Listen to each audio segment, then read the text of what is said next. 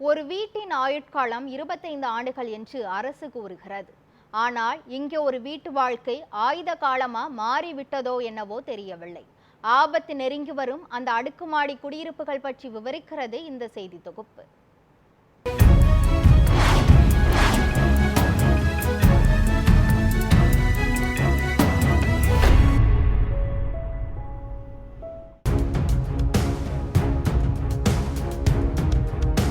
புன்னகை கூட்டம் போல் இருக்க வேண்டும் ஒரு அடுக்குமாடி குடியிருப்பு. ஆனால் இங்கே பட்டினி பசிக்கு இடமளிக்கும் ஒரு அழுகிய இடமாக மாறி வருகிறது சென்னை தரமணியில் அமைந்துள்ள அரசு கட்டிய அடுக்குமாடி குடியிருப்புகள். வாழ்விடம் தேடியவர்களுக்கு வாழ்க்கையே கேள்விக்குறியாக மாறிய இந்த பகுதியில் ஆயுட்காலம் கடந்த கட்டிடங்களில் மக்கள் உயிர் அச்சத்தில் வாழ்கிறார்கள். 1994ஆம் ஆண்டு அதிமுக ஆட்சியின் போது தரமணி பகுதியில் குடிசை மாற்று வாரியம் மூலமாக 3 மாடிகள் 30 பிளாக்கள் அடங்கிய 480 அடுக்குமாடி வீடுகள் கட்டப்பட்டன. ஒவ்வொரு வீடும் 210 சதுர அடி பரப்பளவு கொண்டவை. ஆனால் கட்டப்பட்ட பின் 4 ஆண்டுகள் எந்த பயனுமின்றி காலியாகவே இருந்தது. 1998இல் திமுக ஆட்சிக்கு பிறகு மறைந்த முதல்வர் கருணாநிதி இந்த குடியிருப்புகளை திறந்து வைத்தார். முதலில் சினிமா துறையினருக்காகவே கட்டப்பட்டிருந்தாலும் பரப்பளவு குறைவாக இருந்ததால் அந்த திட்டத்தில் ஆர்வம் குறைவானது. பின்னர் அரசு ஊழியர்களுக்கு ஒதுக்க முடிவு செய்யப்பட்டது. ஆனால் 480 வீடுகளில் 150 முதல் 200 வீடுகளுக்கே அரசு ஊழியர்கள் முன்வந்தனர். மீதமுள்ள வீடுகள் பொதுமக்களுக்கு வழங்கப்பட்டது. ஒரு வீடு 48,000 ரூபாய் முதல் ஆரம்பமாக மாதம் 1,400 ரூபாய் வீதம் 5 ஆண்டுகள் கட்டி ஒருவருக்கு 1,40,000 ரூபாய் முதல் 1,50,000 ரூபாய் வரை வசூலிக்கப்பட்டதாக வேதனை தெரிவித்தனர். வர எம்டியில் என்ன சொல்றாங்கன்னா, அது அவங்க இடம் நம்ம வித்துட்டோம், நம்ம போகக்கூடாது, அவங்க சேல் டீட்டெயில்ஸ் கொடு, சேல் டீட்டெயில் கொடுன்னா இவங்க சேல் டீட்டெயில் கொடுக்க மாட்டாங்க. எந்த ஒரு தகவலும் சொல்கிறாமோ கோர்ட்டில் கேஸ் இருக்குது, கோர்ட்டுக்கும் போக மாட்டாங்க, கோர்ட்டில் போயிட்டா பதிலும் சொல்ல மாட்டாங்க. இதுதான் சங்கதி. மக்கள் அவசரப்பட்டு கஷ்டப்பட்டு பாருங்கள், இந்த வீடு எப்படி இருக்குது பாருங்கள். வேறு வழி இல்லாமல் இருக்கிறோம். இது விட்டுட்டு போனாலும் வேறு மாதிரி பண்ணிவிடுவாங்கன்ட்டு பயமாக இருக்குது. நீங்கள் போடுற நியூஸ் மூலிமா இது முதலமைச்சருக்கு தெரிஞ்சு அவங்க மூலிமா ஒரு நடவடிக்கை எடுத்து எங்களுக்கு நல்லது ஒரு வாழ்வு கிடைக்கணும். இங்கே இருக்கிற மக்கள்லாம் ஏழை மக்கள். ஏழை மக்களில் இந்த தேனாமட்டில் இருக்கிற போட்டில் இருக்கிறவங்க அடிச்சுட்டு வச்சுட்டு ஏதோ பண்ணலான்னு நினைக்கிறாங்க. அது ஒரு கொஞ்சம் பேர் உஷாராக இருந்தனால தப்பிச்சது, இல்லைன்னா என்ன பண்ணிட்டு இருப்பாங்க. வெளியே இருக்க முடியல. அதனால் நாங்கள் ரொம்ப கஷ்டமாக 2 பசங்களை வச்சுக்கின்னு வீட்டு வேலை செய்யணும். எங்கள் வீட்டுக்காரருக்கெல்லாம் கால் அடிபட்டுச்சு. செக்யூரிட்டி வேலை தான் பார்க்குறாங்க. ரொம்ப வாடகை கொடுக்க முடியல. வீடு கட்டித்தரேன்னு சொன்னாங்க. நான் போய் வெளியில் வாடகை கொடுத்துன்னு இருக்கேன். ரொம்ப கஷ்டமாக இருக்குது சார். எங்களுக்கு ஒரு நடவடிக்கை எடுத்து சீக்கிரமாக வீடு கட்டி கொடுத்தீங்கன்னா கொஞ்சம் நல்லாயிருக்கும் எங்களுக்கு. இப்போ நான் ஒரு சாதாரண ஒரு ரிட்டையர்டு போஸ்ட் மாஸ்டர். நான் கிட்டத்தட்ட ஒரு 18,000 கொடுத்துட்டு இந்த வேலைச்சேரி பேபி நகரில் வாடகை கொடுத்தேன். எவ்வளோ கஷ்டம். நான் வாங்குகிற பென்ஷனே 30,000 ரூபா. அதில் 17,000 ரூபா வாடகை போச்சுன்னா நான் எதை சாப்பிட்றேன்? 3 பால் பாக்கெட்டு 2 பால் பாக்கெட் ஆக்கிட்டேன். இதுதான் என்னுடைய நிலைமை.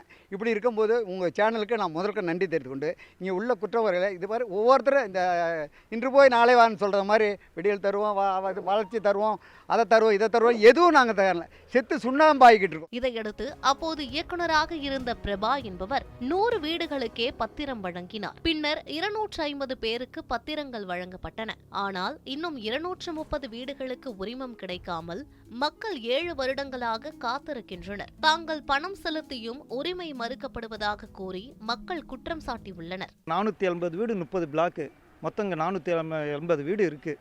ஆனால் எல்லாரும் ஃபுல் பணம் நாங்கள் அமௌண்ட்டை கடை வாங்கி கட்டி எல்லாமே முடிச்சிட்டோம். சேல் டீடு கொடுக்கல, எங்களுக்கு வாழ்வாதாரத்துக்குள்ள அந்த ஊர்ஜிதமும் எதுவுமே கொடுக்கல. எங்களுக்கு ரேஷன் கார்டிலேருந்து எல்லாமே இபிலேருந்து எல்லாமே இங்கே தான் இருக்குது. எங்கள் பிள்ளைங்கள்லாம் படித்து கிடிச்சு வளர்ந்ததெல்லாம் இந்த இடம் தான். இப்போ 29 வருஷங்கிட்ட ஆகிப்போச்சு. இது என்னன்னு ஒன்றும் ஒரு சரியாமல் ஒரு இத்தனை ஆட்சி காலங்கள் வந்திருக்கு, இவ்வளோ மாறி இருக்குது. ஒன்றுமும் எங்களுடைய வாழ்வாதாரம் இன்னமும் அப்படியே தான் இருக்குது. குடிசை மட்டும் தேனாம்பேட்டையில் இந்த மாதிரி அவங்க இது பண்ண மாட்டேங்கிறாங்க. ஏன்னா வெளியே போனவங்களும் பாவம் கஷ்டப்படுறவங்க. 2 வருஷத்துக்கு முன்னாடி 3 வருஷத்துக்கு முன்னாடி அவங்க கட்டி தருவாங்க அப்படி 2 நம்பிக்கையில் நிறைய பேர் வெளியே போயிட்டாங்க. அவங்களுக்கு எல்லாருக்கும் 8,000 ரூபா கொடுத்தாங்க கட்டித்தரேன். ஆனால் இது வரைக்கும் 3வது வருஷம் 4வது வருஷம் 2 வருஷத்தில் கட்டித்தரேன்னாங்க, அதுவும் கட்டித்தரல. இப்போ இதுக்கு சேல் டீட்டி இப்போது சேல் டீட்டி கொடுப்பாங்கன்னு பார்த்தா அதுவும் கொடுக்கல. ஆக மொத்தத்தில் இப்போ வாய்தா போயின்னு நேற்று கூட வாய்தாக்கு போயிட்டு வந்தோம். வாய்தா கவர்மெண்ட் சார்பாக வந்துட்டு அட்டன் பண்ணலன்னா போடலாம், கண்டெம்ட் நம்ம போடலாம். அட்டெம்ப்டும் பண்ணுறாங்க ஆனால் வாய்தா கேட்குறாங்க. நான் இதுக்கு பதில் மனு தரேன்ட்டு இதுக்கு ஒரு அவகாசம் கொடுங்கன்னு கவர்மெண்ட் சார்பில் பண்ணின்னு இருக்காங்க. இன்னும் ஒரு 3 வருஷம் எத்தனை வருஷம் இருக்க போகுதுன்னு தெரியல. ஆனால் ஒரு நல்ல இது உங்கள் சேனல் மூலிமா எங்களுக்கு மக்களுக்கு ஒரு வாழ்வாதாரம் கொடுங்கன்னு தான் கேட்டு கொடுக்குறேன். மேலும் வீடுகளின் ஆயுட்காலம் 25 ஆண்டுகள் என்பது குறிப்பிடத்தக்கது. ஆனால் தற்போது 36 ஆண்டுகள் கடந்த நிலையில், அதாவது ஆயுட்காலம் முடிந்து 11 வருடங்கள் ஆகிய நிலையில் கட்டிடங்கள் இடிந்து விழும் அபாயத்தில் உள்ளன. மழைக்காலத்தில் சிமெண்ட் பூசிகள் பெயர்ந்து விழுவதும் கம்பிகள் வெளியே தொங்குவது போன்ற பரிதாப நிலைமை ஏற்பட்டுள்ளது. இதனைத் தொடர்ந்து நகர்ப்புற வாழ்விட மேம்பாட்டு வாரியம் நோட்டீஸ் ஒட்டியுள்ளது. 200க்கும் மேற்பட்ட குடும்பங்கள் பாதுகாப்பாக இடம்பெயர்ந்துள்ளன.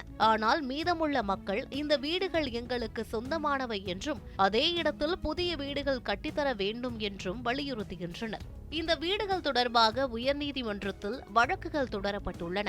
ஆனால் வழக்கு தொடர்ந்து தள்ளுபடி செய்யப்படுவதால் மக்கள் ஏமாற்றத்தில் உள்ளனர். தற்போதைய இயக்குனர் உறுதிமொழி அளித்தாலும் கீழமை அதிகாரிகள் மக்கள் மீது அழுத்தம் செலுத்துவதாகவும் புகார்கள் எழுந்துள்ளன. வீடுகளுக்காக கடன் வாங்கி செலுத்திய மக்கள் தற்போது எங்கே போவது என்ற நிலைக்கு தள்ளப்பட்டு உள்ளனர். எனவே தங்களிடம் உரிமை சான்றிதழ் உள்ளவர்களுக்கு அதே இடத்தில் புதிய வீடுகள் கட்டித்தர வேண்டும் என அப்பகுதி மக்கள் நியூஸ் 7 தமிழ் மூலம் அரசு நிர்வாகத்திடம் கோரிக்கை வைக்கின்றனர்.